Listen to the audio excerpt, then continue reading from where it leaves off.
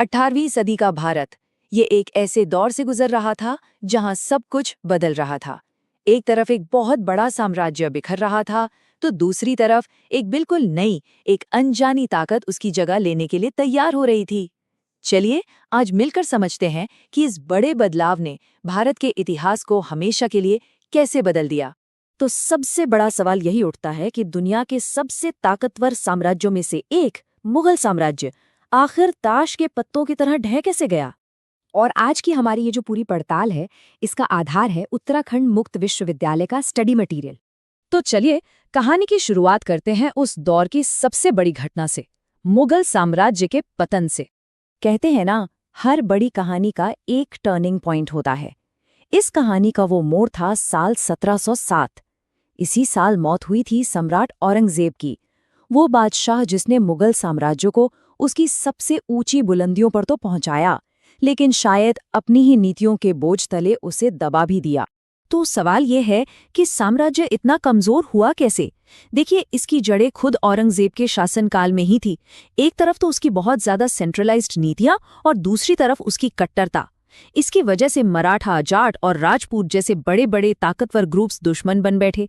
अब लगातार बगावतें होने लगी, जिससे शाही खजाना भी खाली हो गया। और औरंगजेब की मौत के बाद जो रही सही कसर थी, वो उसके बेटों ने गद्दी के लिए लड़कर पूरी कर दी। औरंगजेब के बाद तो आप समझिए नाकारा बादशाहों की एक लाइन ही लग गई। बहादुर शाह को तो शाह बेखबर का नाम मिला, मतलब जिसे सल्तनत की कोई खबर ही ना हो। फिर आए मोहम्मद शाह, जो अपने शौकों की वजह से रंगीला कहलाए। ये सिर्फ मजाकिया नाम नहीं थे, ये असल में इस बात का सबूत थे कि दिल्ली की गद्दी पर अब कोई ऐसा नहीं बैठा था जो इतने बड़े साम्राज्य को संभाल सके। अब देखिए, जब सेंटर में यानी दिल्ली में पावर कमजोर होती है, तो एक वैक्यूम, एक खालीपन बन जाता है। और इस पावर वैक्यूम को भरने के लिए देश के अलग अलग कोनों से नए एम्बिशियस लीडर्स सामने आने लगे। तो इस साम्राज्य के खंडरों पर मोटे तौर पर दो तरह के नए राज्य उभरे। एक थे उत्तराधिकार राज्य, मतलब बंगाल, अवध, हैदराबाद जैसी जगहें, जहां के मुगल गवर्नर ही एक तरह से आजाद हो गए। और दूसरी तरफ थे विद्रोही राज्य, मराठा, सिख, जाट, जिन्होंने मुगल सत्ता से लड़कर अपनी आजादी हासिल की। इन सभी नई ताकतों में सबसे मजबूत बनकर कौन उभरा? वो थे मराठा।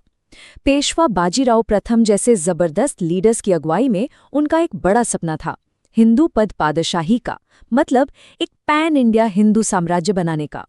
और देखिए, 1760 आते आते उनका दबदबा दक्कन से लेकर दिल्ली तक फैल चुका था। लेकिन इस पूरी उथल-पुथल के बीच, जहां भारत की अपनी शक्तियां आपस में ही उलझी हुई थीं, एक बिल्कुल नया, एक बिल्कुल अलग खिलाड़ी इस मैदान में एंट्री ले रहा था। नाम था ब्रिटिश ईस्ट इंडिया कंपनी। ये कंपनी सिर्फ मसाले और कपड़े खरीदने बेचने नहीं आई थी। इनका गेम प्लान बहुत बड़ा था और बहुत चालाकी भरा। स्टेप 1, सूरत, मद्रास, कैलकाटा जैसी जगहों पर अपनी ट्रेडिंग पोस्ट्स या फैक्ट्रियां बनाई। स्टेप 2, अपने कॉम्पिटिटर यानी फ्रेंच कंपनी से मुकाबले का बहाना बनाकर यहाँ के राजा नवाबों के आपसी झगड़ों में टांग अड़ाना शुरू कर दिया। और फिर आया स्टेप 3, अपनी बेहतर मिलिट्री और नेवी पावर का इस्तेमाल करके ये खुद ही एक पॉलिटिकल पावर बन बैठे। और मजे की बात देखिए, फ्रांसीसियों से जो उनकी दुश्मनी थी, खासकर कर्नाटक वॉर्स में, वो अंग्रेजों के लिए एक तरह से ट्रेनिंग ग्राउंड साबित हुई।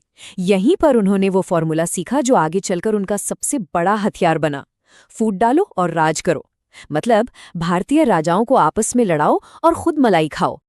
तो साउथ में तो अंग्रेज अपना असर बढ़ा ही रहे थे, लेकिन कहानी का असली सबसे बड़ा टर्निंग पॉइंट आया ईस्ट में, यानी पूरब में। एक ऐसी घटना जिसने उन्हें हमेशा के लिए व्यापारियों से हिंदुस्तान के शासक बना दिया। और वो जगह थी बंगाल, जो उस वक्त भारत का सबसे अमीर, सबसे मालामाल सूबा था। तो यहाँ पर चिंगारी कैसे भड़की? बंगाल के जो नौजवान नवाब थे, सिराज-उद-दौला, उन्होंने अंग्रेजों को हुक्म दिया कि कलकत्ता में जो तुम बिना पूछे किलेबंदी कर रहे हो, इसे फौरन रोको। नवाब के लिए ये उनकी सॉवरेनिटी, उनकी हुकूमत पर सीधा हमला था। बस इसके बाद तो घटनाएं इतनी तेजी से घूमी कि इतिहास ही बदल गया। 1756 में नवाब ने कलकत्ता पर कब्जा कर लिया। जवाब में आया रॉबर्ट क्लाइव, जिसने न सिर्फ कलकत्ता वापस छीना, बल्कि नवाब के ही सेनापति मीर जाफर के साथ एक सीक्रेट डील कर ली। नतीजा, 23 जून 1757 को हुई प्लासी की लड़ाई, जो असल में लड़ाई थी ही नहीं, एक सोचा समझा धोखा था। और फिर ठीक 7 साल बाद 1764 में हुई बक्सर की लड़ाई, जिसने कंपनी के बंगाल पर कब्जे पर समझिए पक्की वाली मोहर लगा दी। मशहूर इतिहासकार के.एम. पणिक्कर ने इसे बहुत सही तरीके से समझाया है। वो कहते हैं कि प्लासी एक ऐसा सौदा था जिसमें बंगाल के अमीर साहूकारों और मीर जाफर ने नवाब को अंग्रेजों के हाथ बेच दिया। मतलब साफ है, ये मिलिट्री की जीत नहीं थी, ये एक राजनीतिक साजिश की जीत। और यहाँ पर सबसे बड़ा इनाम क्या मिला? वो था दीवानी का अधिकार।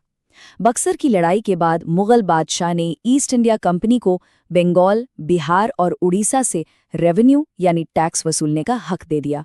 अब सोचिए, इसका मतलब क्या था? इसका मतलब था कि इस पूरे इलाके की बेशुमार दौलत पर अब कंपनी का सीधा कंट्रोल था। एक तरह से वो अब यहाँ के असली शासक बन चुके थे। तो बंगाल की ये जीत कोई कहानी का अंत नहीं थी, बल्कि ये तो एक बिल्कुल नए साम्राज्य की शुरुआत थी। अब देखिए, बंगाल का सारा पैसा, सारा रेवेन्यू कंपनी की तिजोरी में जा रहा था। इसी पैसे से उन्होंने अपनी आर्मी को और भी बड़ा और भी मॉडर्न बनाया। और फिर इसी पैसे और इसी आर्मी के दम पर अगले 100 सालों में उन्होंने एक-एक करके मराठों, मैसूर, सिखों सबको हरा दिया। ये एक ऐसा खतरनाक चक्र था जिसे भारत के ही पैसे से भारत को ही गुलाम बनाने के लिए चलाया जा रहा था। और ये पूरी कहानी हमें इतिहास के बहुत बड़े सवाल पर लाकर छोड़ देती है, एक व्हाट इफ पर, कि अगर 18वीं सदी में भारत की ये तमाम शक्तियां आपस में लड़ने के बजाय एक हो जाती, तो क्या एक मामूली सी ट्रेडिंग कंपनी कभी पूरे हिंदुस्तान पर राज कर पाती? ये सवाल सोचने वाला है।